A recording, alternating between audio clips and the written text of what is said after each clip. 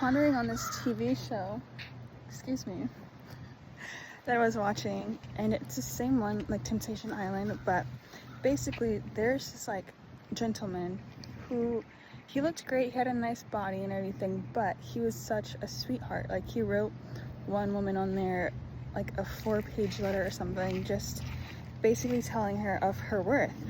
Ironically, that's where this video is leading to, because she ended up throwing him off of the Temptation Island, and her reasoning was like, you're just too good for me. And it's almost as if, because her boyfriend that she went on with is not an okay dude, like, at all. He completely crossed boundaries. It's just a whole story. But basically, I was thinking to myself, like, it's almost as if men and women, we choose people who are not good for us, and we know who aren't good for us, and we like deny the people who we know are so good, would be so good for us. And I think it all boils down to self-worth, because if you think that you deserve good, you're not going to accept anything that you know is bad for you. When you don't see your value, you don't see your worth, you're going to be like, I don't deserve good. So you're going to reject everything that's good for you, ultimately leading to you only having options that are not the best for you. So that's what it means when people say you deserve so much more, or you're worth so much more, or you need to see your worth. Because a person that like values you isn't going to treat you like crap.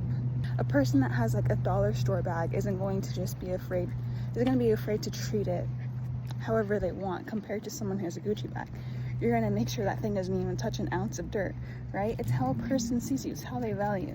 So saying stuff like, I know my worth and I know my value, isn't a prideful thing. In fact, it's acknowledging that the person that you're talking about saying, I know my worth and I know my value, you're just acknowledging that they don't see your value the way that you see your value. And that person isn't your person, because if they can go off and treat someone like 100 times better, it's because they value that person more, and that means that that's their person. So no, you're not prideful or anything like that for thinking that you deserve better or wanting to be valued more.